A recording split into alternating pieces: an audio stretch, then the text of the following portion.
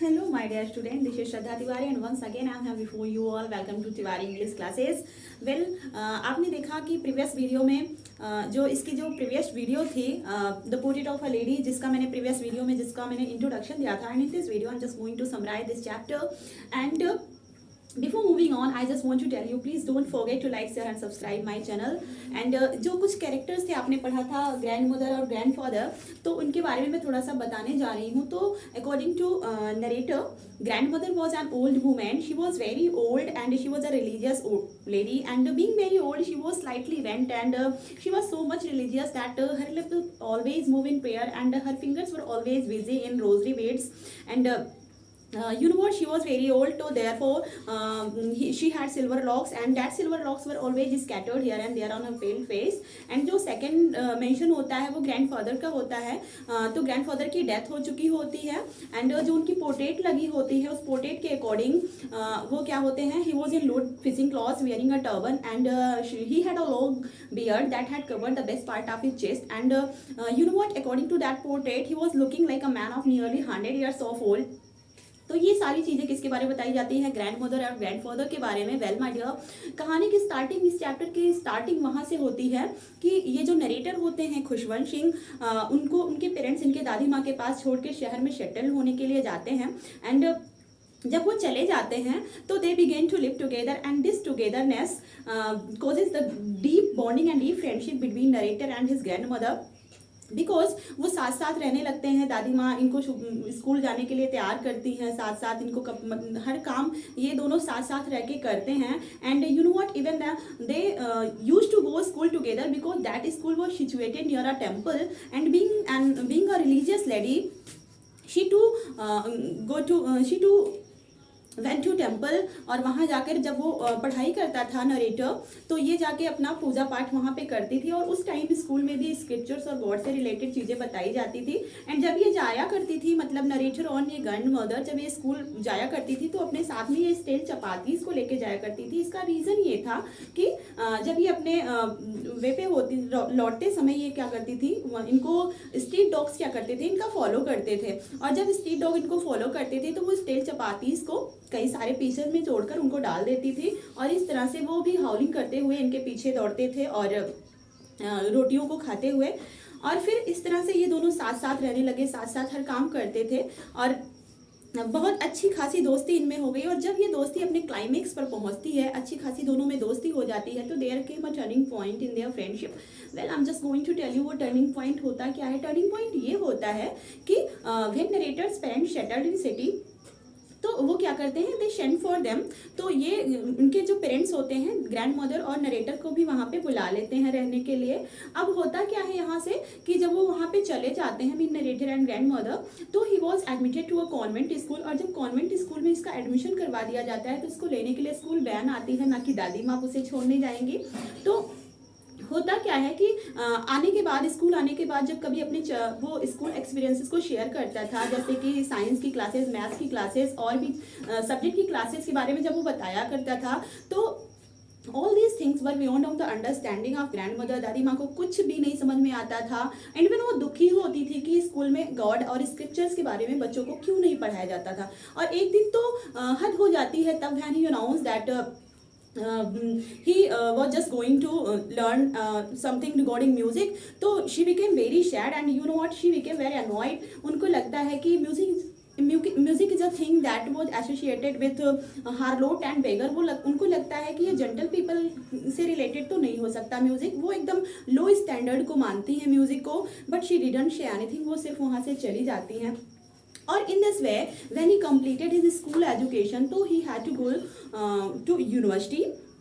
तो जब वो यूनिवर्सिटी जाने वाला होता है तो होता क्या है कि अब उसे जो, अब इसके पहले वो सेम रूम शेयर करते थे, अब वो जो सेम रूम शेयर करने वाला का जो एक फिजिकल कांटेक्ट था दोनों में, अब वो कांटेक्ट भी धीरे धीरे क्या होता है, जैसे वो टूटने लगता है, क्योंकि अब उसे रूम लेकर बाहर रहना पड़ता है. वेल, तो जब वो यूनिवर्सिटी चला जाता है तो उसके जाने के बाद ग्रैंड मदर आइसोलेटेड हरसेल्फ, सी एक्सेप्टेड हर सेक्लूजन. और वो क्या करती हैं, अपने आप को एकदम एकांत में रख लेती हैं. And from morning to evening she spend her time by sitting on spinning wheel, और स्पाइनिंग व्हील पे वो सुबह से शाम तक जब बैठी रहती थी और उस टाइम में वो हाफ आवर का ब्रेक लेती थी. And you know what, this is the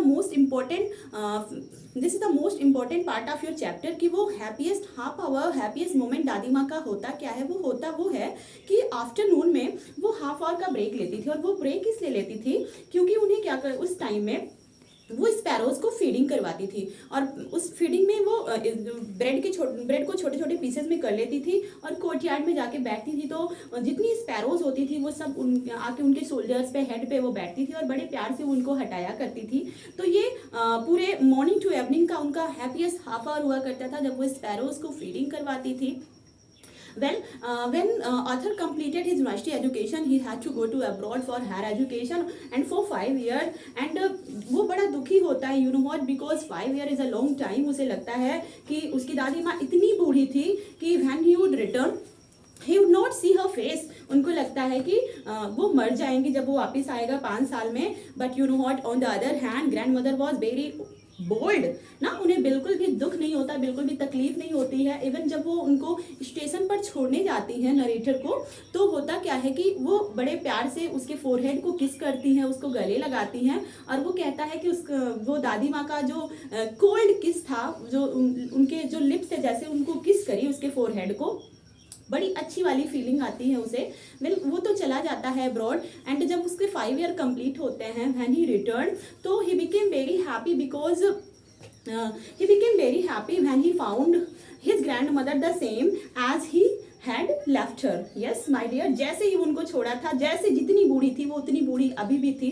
तो वो आता है and in the evening grandmother began to perform a strange activity. और वो स्ट्रेंज एक्टिविटी होती क्या है कि she began to collect all the neighbourhood lady and she began to beat the drum and sang the song of home coming warriors. वो ऐसे गाने गाने लगती हैं जो कि जो बैटल से जो वॉरियर होते हैं, जब वो युद्ध जीत के आते हैं तो गाने जो गाए जाते हैं वही सॉन्ग वो गाने लगती हैं.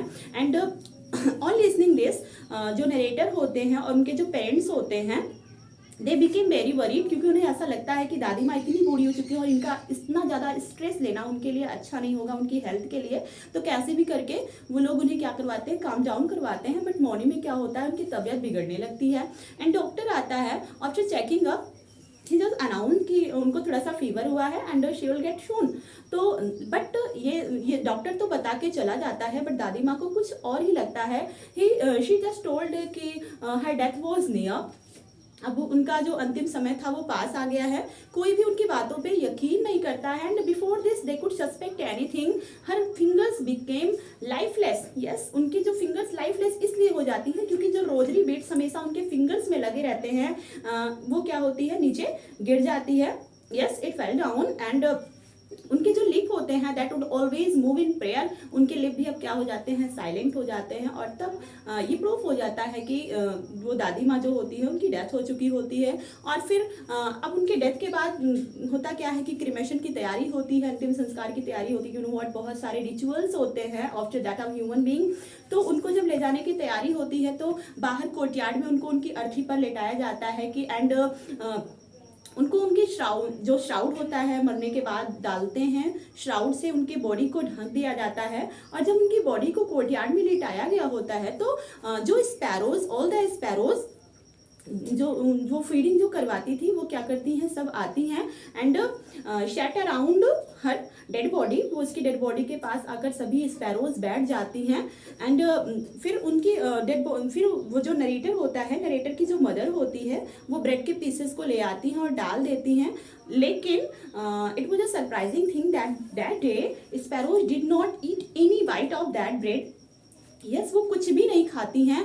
इट सीम दैट वो स्पैरोज भी बहुत दुखी थी उनकी डेथ पर. और जब उनकी डेड बॉडी को लेकर नरेटर और उसके घर वाले उसकी दादी माँ की डेड बॉडी को लेकर चले जाते हैं तो all the sparrows flew away without eating any piece of bread. और फिर जब वो चली जाती हैं तो यही से इस कहानी की क्या हो और वो चली जाती हैं और फिर स्पैरोज भी उड़ के चली जाती हैं. Well, this is story ends here. And ऐसे ही अगर आप चाहते हैं कि हम आपको नए नए चैप्टर की वीडियोस देते रहें तो please my dear don't forget to like, share and subscribe my channel. Thank you.